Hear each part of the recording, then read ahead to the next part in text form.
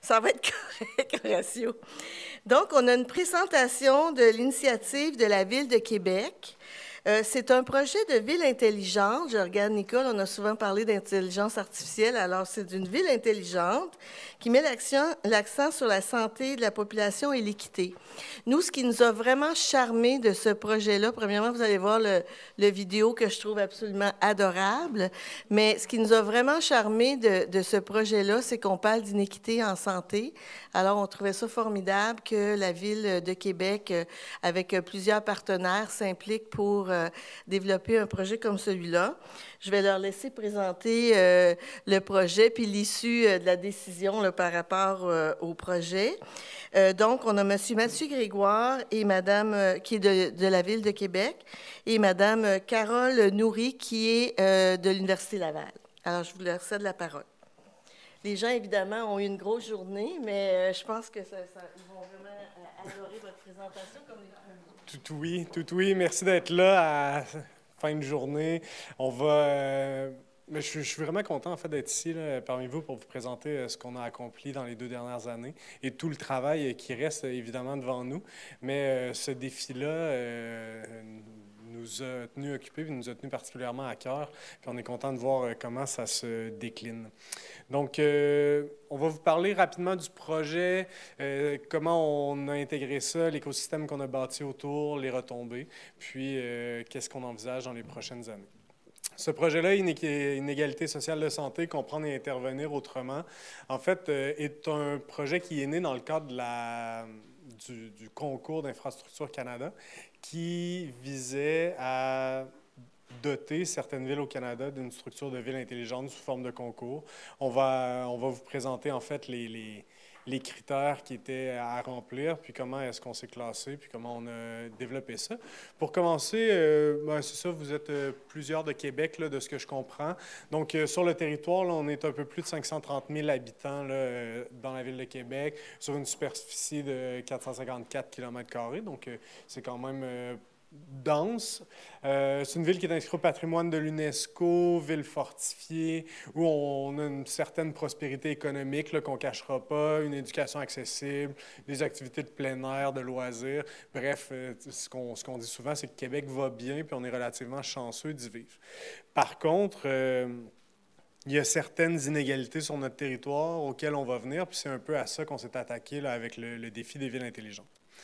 Le défi a été lancé en 2017 par Infrastructure Canada. Est-ce qu'il y en a plusieurs d'entre vous qui connaissaient le défi des villes intelligentes? Quelques-uns.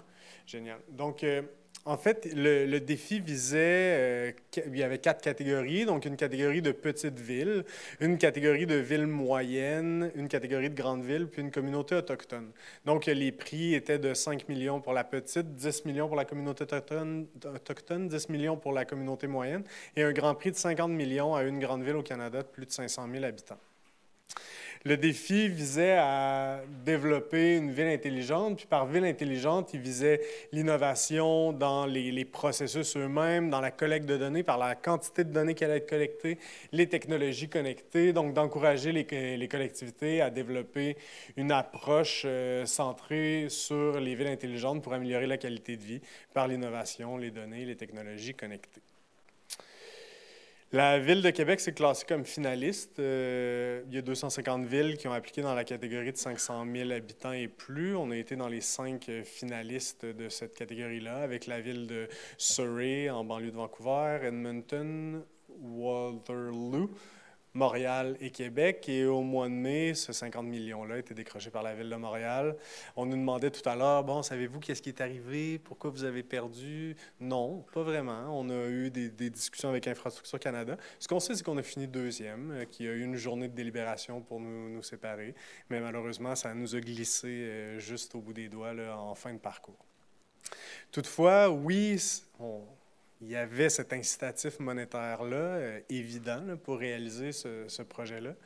Mais on a pris le défi d'un angle un peu différent où on s'est dit, bien, on a 2 objectifs. D'aller chercher 50 millions, mais de développer notre écosystème autour d'un projet qui va être porteur pour nous.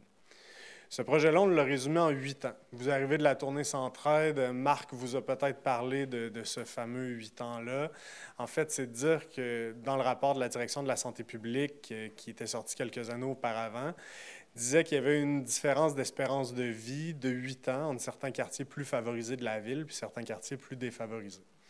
Quand on a pris acte de ce constat-là, mais la Ville, avec ses partenaires, dont l'Université Laval au premier plan, ont décidé d'attaquer cette notion-là, cette inégalité-là qui est de 8 ans, par toutes les inégalités sociales de santé en favorisant la santé durable sur le territoire.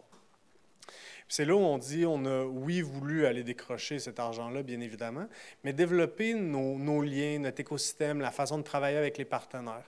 Puis on a lancé une grande démarche, en fait, pour répondre à notre énoncé de défis avec nos partenaires directs, Centraide, l'Université Laval, Québec international. Mais on a regroupé aussi 40 organismes communautaires autour de la table pour discuter des enjeux dans leur quartier, dans leur façon d'intervenir avec les populations vulnérables et des citoyens directement impliqués dans la démarche eux aussi. Cet écosystème-là, bien, on l'a mis en place, mais on l'a mis en place aussi au sein de la ville. Quand on est arrivé avec le projet, le constat, bien, il a fallu régler ça. Bien, on parle beaucoup là, de briser les silos là, dans les organisations, puis de travailler ensemble, mais la ville fonctionne un peu de la même façon. Hein. Donc, il y a des directions générales adjointes qui gèrent leurs projets, les services gèrent leurs projets, mais l'interaction entre ces services-là est un peu difficile. Quand on arrive avec un énoncé de défi qui vise à améliorer la santé sur le territoire, ça ne peut pas être porté par un bureau de projet qui se dit le bureau de la ville intelligente, puis qui va mener ça, lui, puis qui va descendre ça dans le reste de l'organisation. Donc, il a fallu arriver avec une vision beaucoup plus éclectique puis rassembleuse et de faire travailler autour de la table l'ensemble des services pour assurer, en fait, cette représentativité-là. Donc, à la Ville de Québec, on est environ 40 services. Il y en avait 35 assis autour de la table à un certain moment pour mettre l'épaule à la roue dans la réalisation de ce projet-là. Donc, on a réussi à bâtir cet écosystème-là, puis Carole pourra en témoigner puis en parler un peu plus. Avec nos citoyens, nos organisations communautaires, on a amélioré ce discours-là avec nos partenaires directs, notamment du monde de la recherche. Mais on a réussi aussi à changer un peu le mindset à l'intérieur de la ville, de se dire bien, il faut travailler ensemble, puis arriver à développer une forme de cohérence pour remplir notre objectif, qui était d'éliminer en fait les inégalités sociales de santé sur notre territoire. Est-ce que tu veux prendre la balle ici? Je peux la prendre ici. Ouais. Oui. Tu voulais la faire? Non, il y avait un petit fil. Okay. Bonjour à tous. Bon, alors, le projet que vient de vous présenter Mathieu, c'est un projet qui s'est fait en quelques étapes. Hein. Mathieu a fait partie, on a été quelques-uns à faire partie de la première vague qui était la lettre d'intention. On a travaillé fort pendant quelques semaines sur cette lettre d'intention-là et contre toute attente, on est devenu finaliste, comme vient le dire Mathieu. Et là, c'est à ce moment-là que vraiment toute la machine s'est mise en route. Cela dit, entre-temps, on avait quand même certaines initiatives qui avaient été déjà démarrées, comme l'initiative Pulsar dont je vais vous parler. Puis il y avait aussi une relation Université Laval-Ville qui s'était développée à partir justement des travaux qu'on a fait pour la lettre d'intention. Puis ça, c'était un point fort, je dirais, de l'initiative, c'est comment les partenariats se sont solidifiés à travers le projet. On travaillait tous ensemble pour un objectif commun. Ce projet pour les inégalités sociales était basé sur des principes de la direction de la santé publique, bien sûr, parce que le 8 ans, on ne l'a pas sorti de notre chapeau, ni la ville, ni l'Université Laval.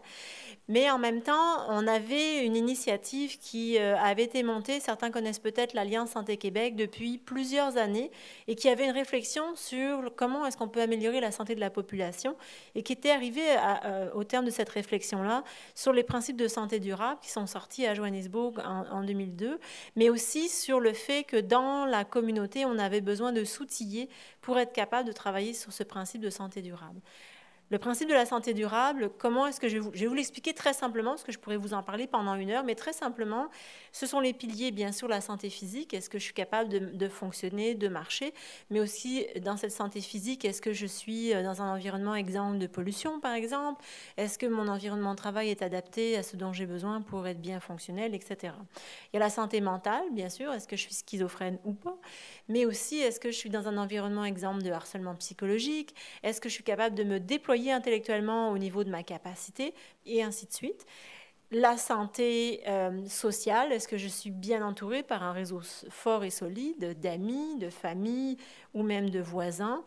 Et bien sûr, il y a le côté spirituel. Hein, on est au monastère des Augustines, qui n'est pas encore très avancé du côté du travail qu'on fait dans la santé durable, mais qui fait partie des éléments à prendre en compte.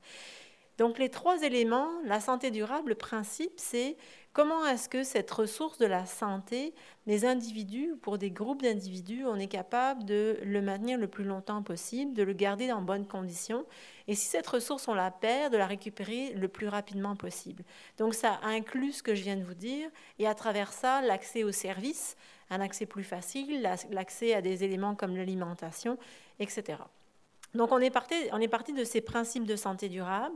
On est venu les associer avec les concepts que la direction de la santé publique nous a positionnés, qui sont ici sur le contexte social, économique, politique et culturel, qui permettent de valider l'état de santé de la population. Et on a regardé comment travailler pour être capable d'avoir des leviers assez rapidement dans le cadre de cette initiative-là, et surtout des éléments sur lesquels la ville pouvait travailler. Puis là, Mathieu, il ne l'a pas dit, mais moi, je vais le dire. C'est sûr qu'au début, quand la ville s'est présentée en disant « je vais travailler sur les inégalités essentielles de santé », on a eu des réflexions à l'air de dire « ce n'est pas dans votre domaine de compétence, ça ne fait pas partie de ce que vous avez à travailler, la santé ». Mais quand on prend la santé dans l'angle de la santé durable, c'est exactement là où la ville peut travailler. Ça veut dire quoi? Ça veut dire les logements, ça veut dire les loisirs, ça veut dire l'accès aux services, ça veut dire aussi l'espace physique dans lequel la population vit, et bien sûr l'accès à l'alimentation, parce que c'est dans la ville que ça se passe. Donc on a regardé en équipe les chercheurs et la ville, puis on a choisi un certain nombre de sujets qui sont comme un démarreur. On démarre avec ce projet-là. C'est un grand voyage qu'on a décidé de partager ensemble, la ville, l'Université Laval et les citoyens et les différents intervenants du milieu, pour dire on commence avec ces morceaux-là, mais il faudra continuer pour les autres. Puis dans ces morceaux-là, on est arrivé à décider ces morceaux en consultant les citoyens. Donc, on a eu des initiatives de consultation, puis on a ressorti un certain nombre d'éléments. Les chercheurs nous ont proposé des projets. Donc, on a des projets qui sont sur le milieu local. Par exemple, le relais des mobilités, c'est un projet qui permet à des personnes à mobilité réduite d'avoir plus facilement des moyens de se déplacer. On a des projets qui sont liés au logement. Alors, ce n'est pas construire des nouveaux logements, c'est comment est-ce qu'en lien avec le logement, les gens se sentent mieux. Donc, par exemple, les îlots de chaleur, on sait que dans des endroits moins bien équipés en canopée, qui ont par exemple des logements moins bien isolés, en plein été, une personne âgée qui n'a pas de climatisation et qui a un logement moins bien isolé dans une zone où il n'y a pas beaucoup d'arbres, on se retrouve dans des situations où la personne peut être affectée par la chaleur. Donc, on avait autour des logements, les hautes chaleurs, pollution sonore, l'accès aux services, donc l'espace citoyen, parce que la ville a souhaité très clairement établir un dialogue, pas des communications, mais un dialogue, un échange dans les deux sens, et c'était le moyen de s'équiper, bien que la ville est en train de continuer à avancer dans ce dossier-là, malgré tout. Carnet culturel, tout à l'heure, je vous ai parlé de la santé mentale et comment je peux me développer intellectuellement. C'est pas juste apprendre à lire, écrire et faire des mathématiques, se développer intellectuellement. C'est aussi être en contact avec la culture, le théâtre, les musées, les tableaux, etc. Et donc ça, c'est une des orientations que la ville a souhaité faire avec le carnet culturel. Je vous en parlerai un petit peu plus tard tout à l'heure. Équito, sécurité alimentaire, c'est certain que la santé passe par la capacité que l'on a de s'alimenter sainement, et c'est un des projets phares du dossier des villes intelligentes. Puis si je reviens au concept de santé durable, la santé durable, c'est comment est-ce que je réunis toutes ces données-là et que j'arrive à les associer ensemble pour avoir des réponses à des questions auxquelles je ne peux pas répondre quand j'ai des projets les uns derrière les autres et que je ne mélange pas les données. Je vais vous donner un exemple. Pour ce qui est de l'alimentation, je pourrais faire très simple et dire je fais une carte de tous les magasins sur le territoire qui offrent des fruits et légumes à prix raisonnable, puis tous les endroits où il n'y en a pas, je mets 15 millions de dollars pour les mettre, j'ajoute des maxis, puis tout va bien, tout le monde va bien manger. Ça, c'est un peu la vision simpliste quand on regarde une situation sur un seul angle. Mais avec plus ça, la prétention qu'on a, puis on a déjà sorti des cartes comme ça, c'est de dire, oui, j'ai ces données-là, mais je vais en plus parler au monde pour savoir est-ce qu'ils mangent correctement, donc par rapport à leur consommation à eux. Puis je vais en plus regarder un petit peu des données plus liées à ce que les magasins qui vendent ont comme données par rapport à ce qu'ils vendent dans certains territoires. Puis quand on cumule tout ça, on est capable de dire, bien, dans telle région, l'offre alimentaire est bonne, mais les gens mangent mal. Dans telle autre partie de la ville, les gens ont une mauvaise offre alimentaire et les gens mangent mal. Alors vous allez me dire, ben, la dernière, c'est logique. Ils ont une mauvaise offre, ils mangent mal. Mais on a aussi le cas, il y a une mauvaise offre et ils mangent bien.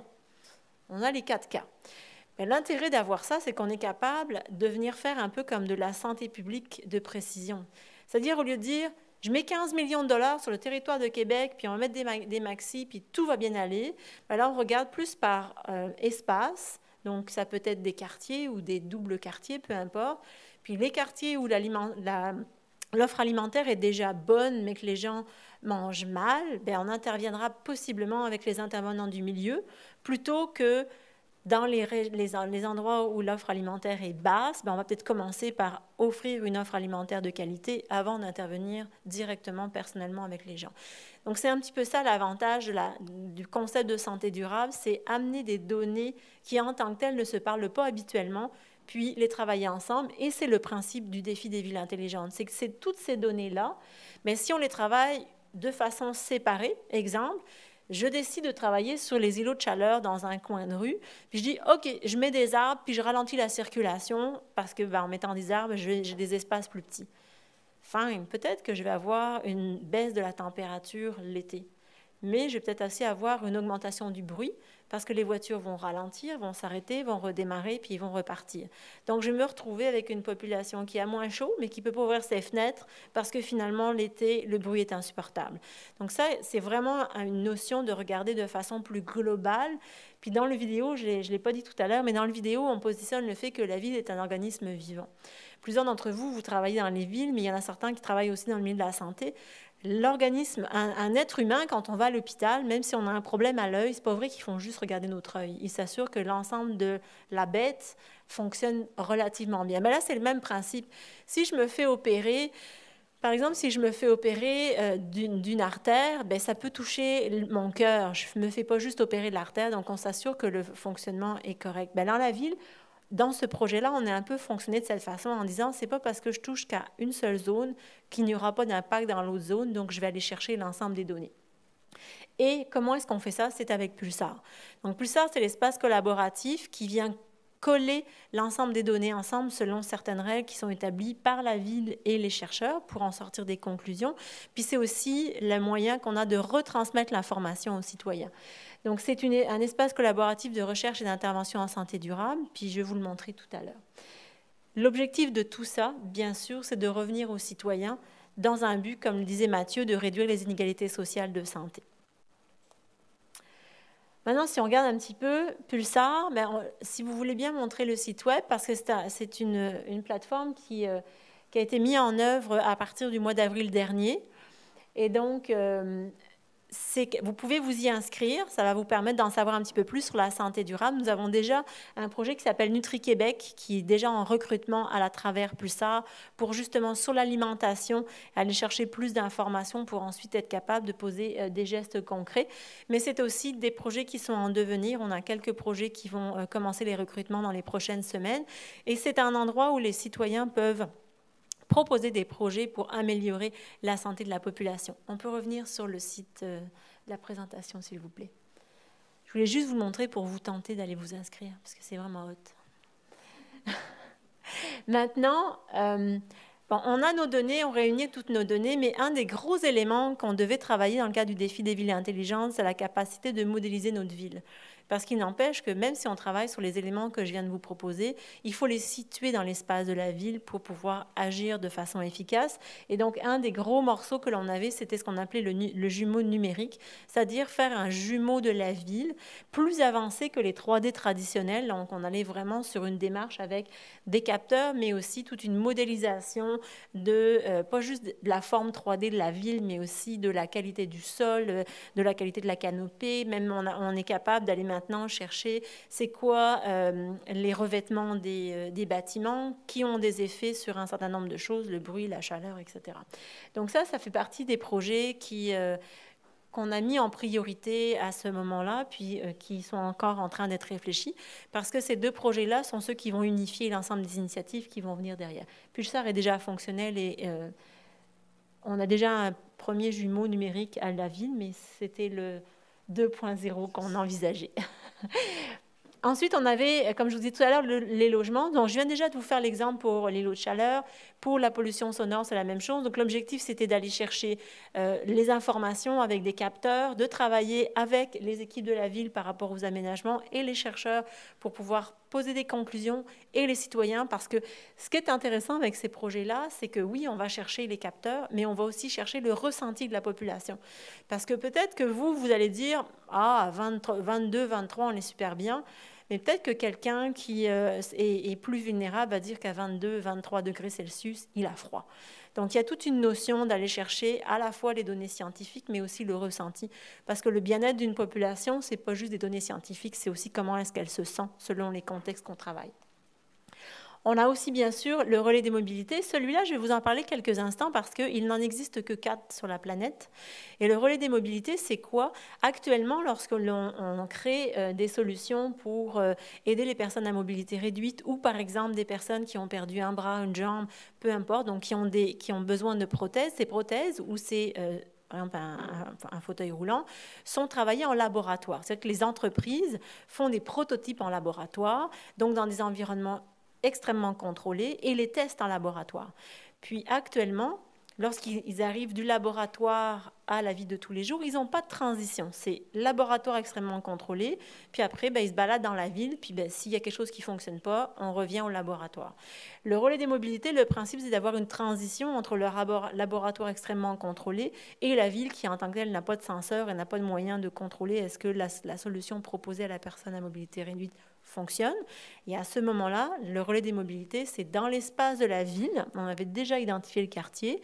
Dans l'espace de la ville, on a un environnement semi-contrôlé, ça veut dire avec des senseurs, des capteurs, ce qui permet de tester une solution, un outil ou un produit qui a été testé en laboratoire avant de l'amener à la population, de le tester en situation semi-contrôlée pour être capable de s'assurer de faire les ajustements avant que ça arrive à la population. Il n'en existe que 4 au monde et Québec serait le 5e. L'intérêt aussi de celui-là, c'est que les entreprises viennent s'installer à côté plutôt que d'être à 2500 km de la zone de test. Donc économiquement, ça peut être intéressant. Mobilisic, celui-ci, c'est une solution technologique qu'on se propose de créer et qui est en train d'avancer parce qu'il y a des financements en recherche qui sont en train de se débloquer pour ce projet-là. C'est de donner la possibilité à des personnes à mobilité réduite d'avoir une solution qui est adaptée à eux pour se déplacer dans la ville. Nous, à Québec, il neige. C'est certain que quand le déneigement s'est fait d'un côté de la rue, mais pas de l'autre côté de la rue, puis qu'une personne à mobilité réduite arrive du mauvais côté de la rue, ça devient compliqué. Une des idées derrière ça, puis là je vous donne un exemple très concret, mais c'est un petit peu plus large que ça, c'est de dire que le citoyen peut aussi signaler que c'est le côté gauche qui est déneigé et pas le côté droit. Donc c'est une dynamique plus collégiale et je dirais citoyenne pour permettre aux personnes à mobilité réduite d'avoir de l'information sur leur trajet et pouvoir faire les meilleurs choix. L'accès aux services, ça c'est l'espace citoyen. Mathieu pourra vous en parler un petit peu plus tard, un petit peu plus tout à l'heure. L'idée, c'est que la ville veut absolument établir un dialogue avec les citoyens, pas juste communiquer, mais qui ait un double sens. Donc ça veut dire quoi? Ça veut dire être capable d'avoir un espace où des informations sécurisées ou non sécurisées sont mises à disposition, puis aussi une communication citoyenne géoréférencée, c'est-à-dire que les citoyens entre eux peuvent se donner des trucs, peuvent se partager de l'information. Et le côté géoréférencé est intéressant. Vous savez, on est tous, on utilise les transports en commun ou notre voiture, puis quand il y a des travaux qui n'ont pas été annoncés parce que la ville a beau être bonne, mais ils ne peuvent pas tout faire non plus, mais là, ça devient compliqué. Et avec des solutions comme ça, de la même façon que tout à l'heure pour le déplacement, c'est l'ensemble des citoyens qui s'informent et qui informent les autres citoyens en même temps. Donc, on n'est plus la ville versus les citoyens, nous sommes une ville tous ensemble et nous travaillons ensemble. Maintenant, sécurité alimentaire, je vous en ai donné un petit peu d'informations. Là, le but, c'est d'avoir plus d'informations sur comment les gens vont s'alimenter, est-ce qu'ils ont à disposition ce qu'il faut, et aussi une solution web pour leur donner plus d'informations et leur permettre d'avoir accès à certains services. Pour le loisir, carnet culturel, ça c'est un petit peu la petite étoile de notre projet. C'est la capacité que la ville a de fournir un carnet culturel électronique aux enfants qui vont naître sur la ville de Québec pour ensuite avoir accès à des pièces de théâtre pour les enfants, à des musées, peu importe, les activités culturelles de 0 à 5 ans, donc bien sûr avec les parents, de façon à ce qu'ils puissent déjà s'ouvrir à la culture avant même d'arriver à l'école, puis même après l'école de pouvoir continuer, puisqu'ils auront commencé à être en contact avec la culture très jeune. C'est une population qui est souvent oubliée au niveau culture. Les garderies n'ont pas toujours le moyen de prendre le bus puis d'aller emmener les enfants au musée, alors que là, on donne la possibilité aux enfants et bien sûr aux parents de commencer leur vie culturelle tout jeune. Et là, je vais laisser la place à Mathieu. Donc, Pardon. Donc, vous voyez, la vision de ville intelligente que la ville s'est donnée à travers ce projet-là est un petit peu différente de la notion de ville intelligente qu'on aborde habituellement. Dans les 10 dernières années, la ville a travaillé en ville intelligente. Là, on a déployé du Wi-Fi sur le territoire, on a ajouté des capteurs, on a un gestionnaire artériel qui fait de la préemption d'autobus. Mais quand on est arrivé avec cette vision-là, la direction générale a posé l'orientation de la ville en se disant on se doit d'être résolument citoyen au cours des prochaines années. Puis ce défi-là, cette organisation-là s'intègre dans cette vision-là de remettre le citoyen au centre. Tout ça apparaît aussi dans le budget qu'on s'était donné. En fait, ce qu'on vous a présenté là, comme projet, c'est l'intégrale de ce qu'on a déposé, puis c'est l'intégrale de ce qu'on veut réaliser aussi. Parce qu'à la suite de l'annonce de la défaite de la Ville de Québec, en fait, la direction générale, le politique, la direction de l'Université Laval se sont assis et ont dit, bon, on n'a pas le choix, là. On a créé des attentes chez les citoyens, on a mis le doigt sur une problématique qui est importante au sein de la ville, mais on se doit de faire quelque chose. On ne peut pas avoir juste fait ça dans l'optique de gagner un concours. On n'a pas gagné le concours, bien on laisse tomber, puis on l'oublie un peu, ce problème-là. Donc, le mandat qui a été donné à l'équipe, en fait, on a créé une équipe de projet multidisciplinaire. Donc, moi, je suis à l'interaction citoyenne de la Ville de Québec. Il y a des gens des TI, il y a des gens du service qualité de vie urbaine, donc qui s'occupent de police-pompiers. Il y a des gens du bureau des grands événements, des gens de développement organisationnel. Cette équipe-là a été mise en place pour voir comment est-ce qu'on peut faire financer ce projet-là. Donc, si vous avez des idées, on est toujours... vous êtes les bienvenus. On vous laissera des petites cartes. Et sinon, c'est de voir comment est-ce qu'on est capable de mettre ça en application. Qu'est-ce que va être notre priorisation sur le territoire? Comment attacher nos domaines d'affaires? Mais notre priorité, l'élément clé qu'on a mis au centre de tout ça, c'est de se dire comment est-ce qu'on est capable d'améliorer la qualité de vie du citoyen sur notre territoire. Puis la technologie va venir juste en support à tout ça. Et on présente notre vision de ville intelligente de cette façon-là en se disant il faut le faire de façon relativement humble dans cet écosystème vivant-là qui est la ville, puis voir de quelle façon on va y arriver. Le budget qu'on a déposé, en fait, est un budget de 61 millions de dollars où presque 50 millions venaient d'Infrastructure Canada. La Ville mettait 12 millions sur 5 ans pour réaliser le projet. Puis nos autres partenaires, l'Université Laval et, entre autres, là, il y avait Centraide puis des organisations communautaires venaient rajouter les sous qui manquaient. Et l'Université Laval, bien sûr, fournissait Pulsar, là, qui est d'un montant qu'on ne peut pas chiffrer ici. Donc, dans tout ce budget-là, ce qui reste intéressant quand même, c'est l'enveloppe citoyenne qu'on avait mis en place en se disant, bien là, on l'a réfléchi, nous, comme ville, on l'a réfléchi avec nos partenaires. Oui, on s'est tourné vers les citoyens, mais une fois que tout ça, on va l'avoir mis en place, là, puis que la machine va être partie, bien, les citoyens, il y a des grosses chances qu'ils veulent s'impliquer, puis ils arrivent avec des nouvelles idées, avec des problématiques dans les quartiers. Vous savez, la Ville de Québec, sous Jean-Paul Lallier, a mis en place 27 conseils de quartier dans la ville.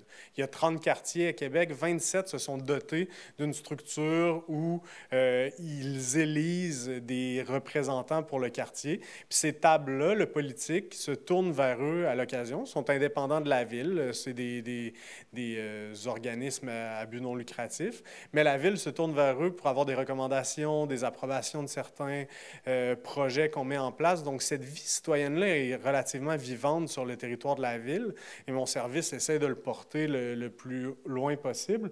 Mais cette enveloppe-là citoyenne est un message fort aussi en disant oui, on va avancer dans ça, mais on va avancer avec vous, puis on reste disponible et ouvert à vos idées de réalisation parce que même les organismes communautaires qui travaillent sur le terrain, eux disent bien, il faut que vous nous donniez les outils là, pour qu'on soit capable de le faire sur le terrain, la réalisation des attentes. Puis on les connaît, nos clientèles vulnérables. Nous, on sait comment travailler avec eux, fait qu'outillez-nous comme il faut, puis on va embarquer dans votre projet pour y arriver. On aimerait, on a parlé beaucoup de nos partenaires, on est content d'avoir bâti cet écosystème-là, puis c'est surtout ça, la clé avec laquelle on ressort là, de toute cette expérience-là, de se dire, bien, beaucoup de gens qui étaient autour de la table ne se parlaient pas ou se parlaient peu. Puis maintenant, il y a des canaux de communication qui sont ouverts qu'on va s'attaquer à garder ouverts dans les prochaines années. Puis, on a la chance là, même de discuter avec les organisations gouvernementales depuis un moment maintenant, puis avec les politiques pour voir comment ces organisations-là peuvent nous soutenir dans le déploiement de nos projets. L'Université Laval, évidemment, a été notre partenaire clé avec Centraide, mais tous les autres, le Québec international, le CHU, le CIUS, l'INO, qui est un centre de recherche sur le territoire, l'Institut de pneumocardio, étaient autour de la table, présents dans la démarche, puis ont eu, comme la direction de la santé publique, là, voix sur le dépôt de ces projets-là. Avant de passer à la période de questions, on aimerait ça vous présenter le vidéo qu'on a réalisé là, pour qui résume notre candidature. Donc, après ça, on va s'asseoir avec vous. Là, il va nous rester quand même un peu de temps là, pour jaser si vous en avez envie.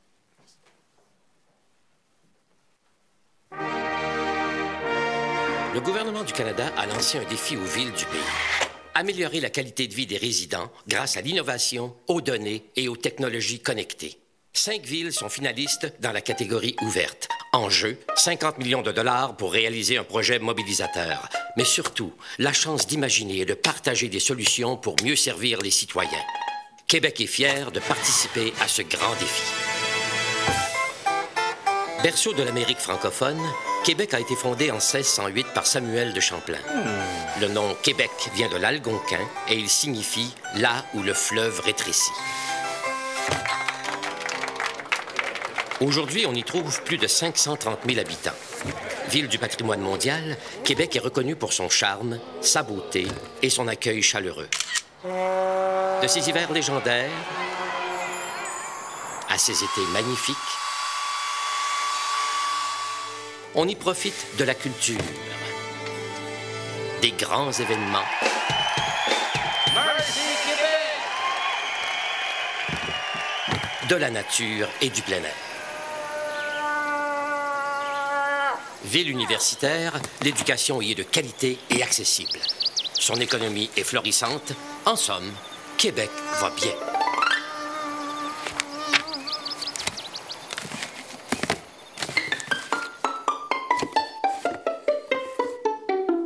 Malheureusement, force est d'admettre que tous n'en profitent pas également. En effet, la Direction générale de santé publique identifie des déséquilibres dans les conditions de vie. L'environnement urbain, la sécurité alimentaire et l'accès aux services, aux loisirs et au logement peuvent créer des inégalités sociales de santé importantes. À Québec, l'espérance de vie des citoyens de quartiers défavorisés est de 8 ans de moins que celle des résidents des quartiers favorisés. Devant ce constat, il est impératif d'agir. Le défi des villes intelligentes est apparu comme l'occasion idéale pour s'attaquer à ce problème. Avec l'Université Laval, partenaire principal dans l'aventure, nous avons posé notre défi. Éliminer les inégalités sociales de santé en visant la santé durable pour tous. Pour y parvenir, nous avons amorcé une grande démarche basée sur l'intelligence collective. Le projet prend racine dans l'engagement de citoyens, d'organismes communautaires, d'entreprises, de chercheurs, d'acteurs municipaux et de grandes organisations. Ensemble, nous avons ciblé les enjeux prioritaires, Nous avons établi notre plan d'action social et numérique et nous avons commencé notre parcours de transformation. Pour améliorer notre tissu urbain et social, il nous faudra mieux le connaître. Nous allons donc modéliser l'ensemble de la ville pour en obtenir une copie numérique 3D accessible par l'info nuagique. Nous installerons aussi des capteurs pour recueillir des données sur les paramètres influents sur la santé. Îlots de chaleur, pollution sonore, alimentation, déplacement. La ville sera étudiée afin d'agir positivement sur son environnement.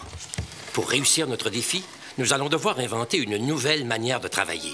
L'Université Laval crée donc Pulsar, un espace collaboratif de recherche et d'innovation qui permettra de mieux utiliser les données, de mobiliser les acteurs et d'intégrer les nouvelles technologies afin de générer des approches d'intervention inédites.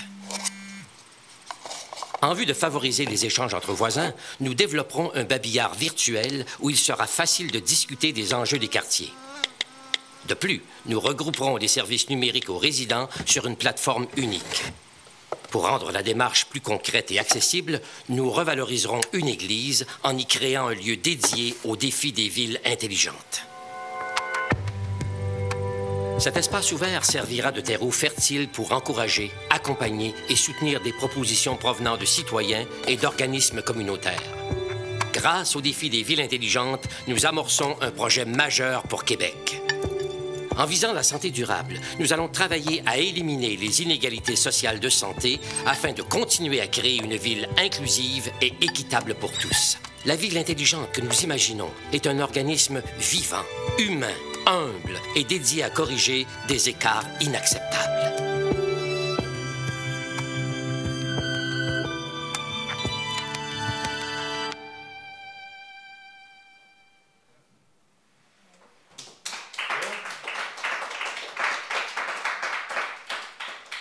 Si vous avez des questions, ça va nous faire plaisir. Je viens de m'inscrire. C'est bon, bravo. On n'a pas besoin de micro.